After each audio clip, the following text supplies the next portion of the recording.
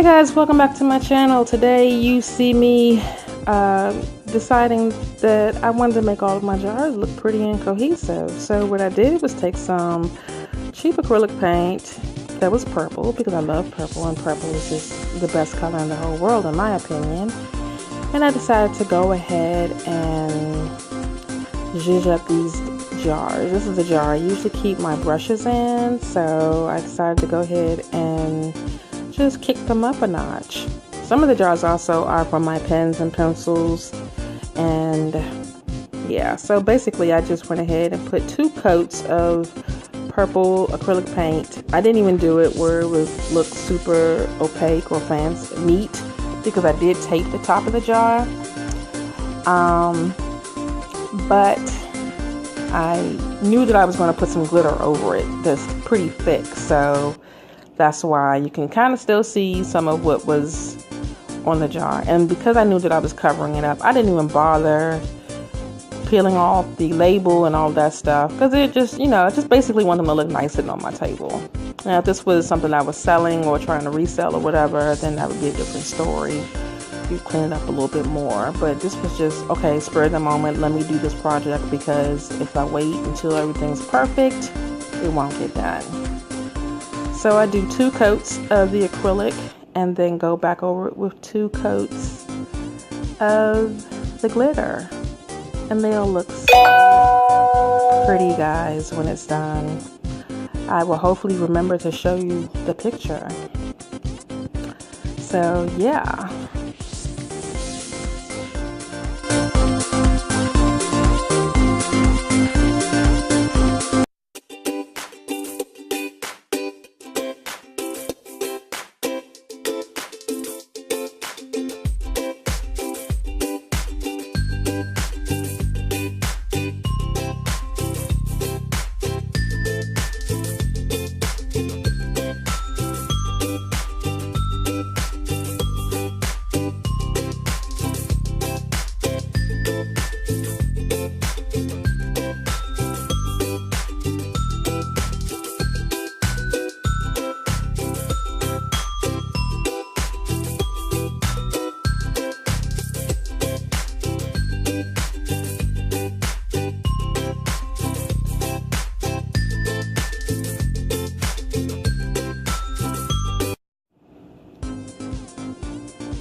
Okay, so yeah, we're back, and we are going for a second coat of this really cool purple.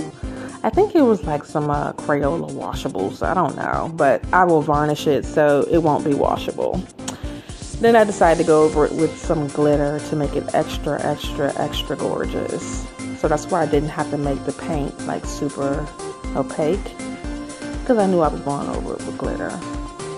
And the cup was a little tricky because, you know, you still have this obviously white background. So I did have to do that twice. But it works out in the end. You'll see. So I found a new place to put my pens instead of that Edible Arrangements cup. And I forgot I had this. So I thought it was kind of cool. And I almost was hesitant about painting it. But I said, well, it can only make it look even better. So yeah, that's what I decided. So I'm just doing all 4 sides with the paint and the glitter. It's not perfect, but it's still will be cute once they're all sitting together. Totally different cups and jars that will look cohesive when I finish. Yeah. So up next, we're going to let these dry, and then I'll come back maybe and show you what they look like when I finish, if I remember. I can't promise you anything.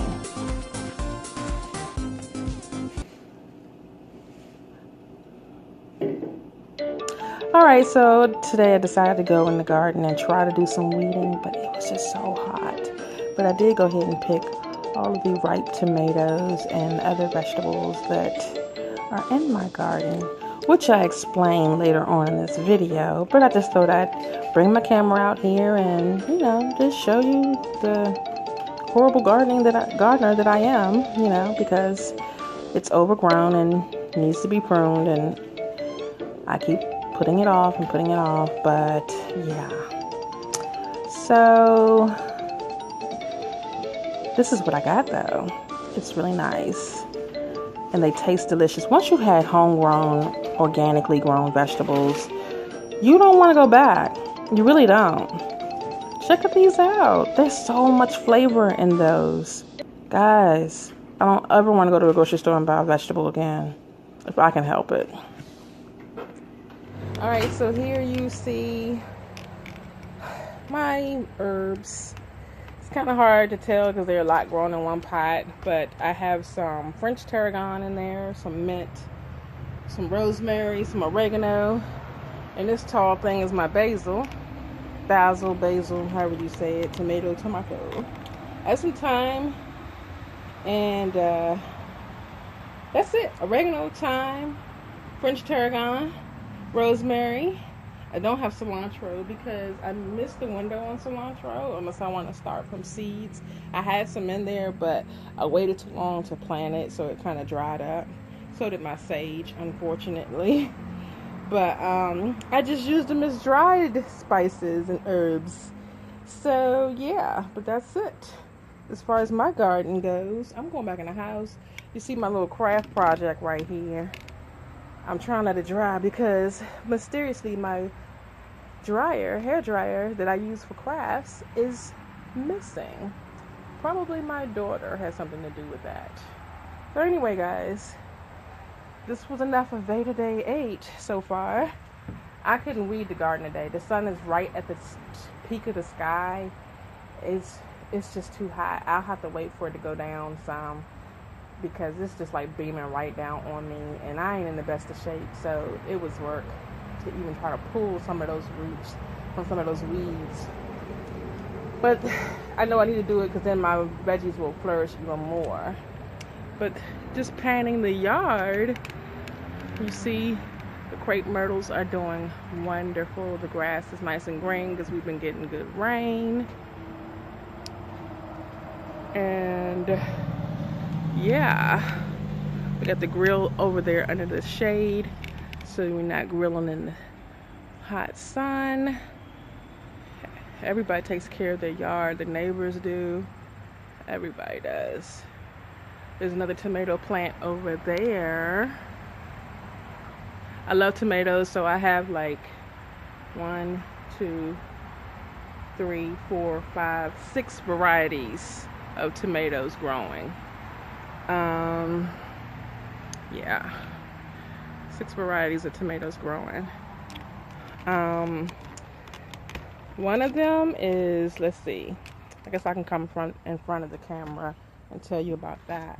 I don't know how well the sun is going to shine on me, but I have some heirloom tomatoes. I have vine early gray. I have the cherry tomatoes. I have Cherokee tomatoes and Cherokee blacks. I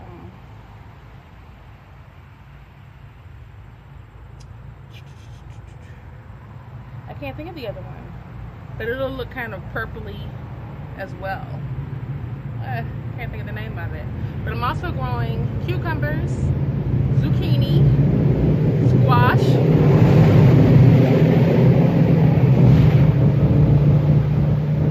I like to vlog outside when they're motorcycling. Evidently, every time I vlog outside, somebody's riding by on a motorcycle. But I have cucumbers, zucchini, squash, the yellow coconut squash, kale, the dino kale, the lacinato kale. Last year I did Russian red leaf kale. I never do curly leaf, and I'm gonna tell you why. I hate cleaning it. It's just that simple. I hate cleaning curly leaf kale. It's a lot easier to clean the ones that kind of grow smooth for the most part, and it's easier to find the little cabbage loopers that the little green worms that like to crunch on your food. I have yellow pepper, red pepper, orange pepper, green pepper. I have the yellow banana peppers, and I have watermelon and strawberries that grow earlier in the year, and then they just stop after that. And what else? There's a couple of things over there in that garden, y'all. You can't tell in between all the weeds, but they be there. Anyway, see y'all later.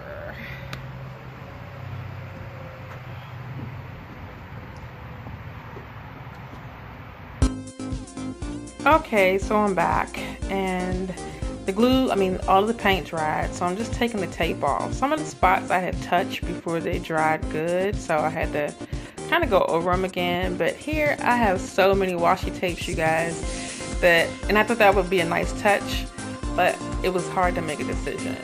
But I did narrow it down to three, I think. Three. I don't know. Yeah.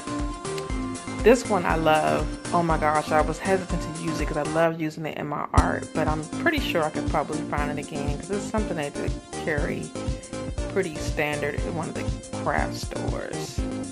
I discovered that I liked it better the upside down way, and I then decided to fix the little spot where I touched it and let that dry so that I can Mod Podge the whole thing, and that way it is kind of like a sealant and protectant. And I'm telling you why you need to Mod Podge, because here is where I chipped the paint and it came right off with no problem. You'll see when I'm taping the gold around, my nail just did that. You see that? Yeah. So I had to be careful. And I had to troubleshoot that spot, and it wanted to get worse and worse, and I put washi tape on that. It was a problem. It was a pain in the neck to try to fix, but I fixed it. It looks good. You'll see. The stripe tape would not stick, so I had to get creative with that and slap some rubber bands on there. But I did eventually go over it with Mod Podge and actually retape it. So this is what the jars look like. Some of them are still a little bit wet. If you kind of turn it around, you'll see like the white part where it's still wet. And it just makes my little space right here look even more cohesive. You know, I have a purple phone cover from my phone that I take it off when I have it on my mount. That's my old one from my previous note. This is the current note, which means that when the Note 7 hits in like a couple of weeks, I'm going to end up with a new phone, and I'm going to need a new cover. This one, though, will stay with this phone because this phone is paid for, and my daughter will get this phone. But this is the paints that I use. It is the Crayola washable kids paint. This is the glitter. And I use the Mod Podge that's back there. You can see back there. I use the big jar that's the red label, and the red label means that's the glossy label. The yellow label is the matte. So depending on your preference, I like glossy more than I like matte for stuff like this anyway. So yeah. It just ties right in with all of my great purple stuff. See my purple stand, my purple speaker, my purple stapler, cell phone covers, polish on my nails, paint brushes that you saw me using to paint on these things. Purple, let's see, staplers for my staple, staples for my stapler, rather. This is my pencil case, my soft one. I have a hard pencil case that I carry in my purse so that those pencils, the leads don't get broken and stuff like that. So this is the hard pencil case, and it just slides out like a little drawer. Even a few brushes that I carry with this. This is just the one that I keep in my purse. And you've seen the purple watercolor travel size kit. You know, so yeah, I love purple, guys, and I've Mod Podged or collaged several different things with the color purple. Let me show you this. I'm sorry, my arm's in your way. This has purple in it, but I like flowers. I love floral. This is just a wine bottle that I took and used some gift wrapping paper and made it all decorative and cute. Got a little purple butterfly clipped on there, some silk flowers. So yeah, guys, there's no reason why your art space doesn't have to look nice, you know, especially when it's out in the open like mine's is. I just have to kind of make it work and keep it as neat as possible, because, you know, it's out in the open. It's not like a door can go close or anything like that. So, plus, even if it were in a room where I had to close the door, honestly, guys, I would want everything to still be as cohesive as possible. So even in the mess, it looks beautiful. So yeah, that is it. I hope you enjoyed the video, and thank you for watching VEDA Day 8.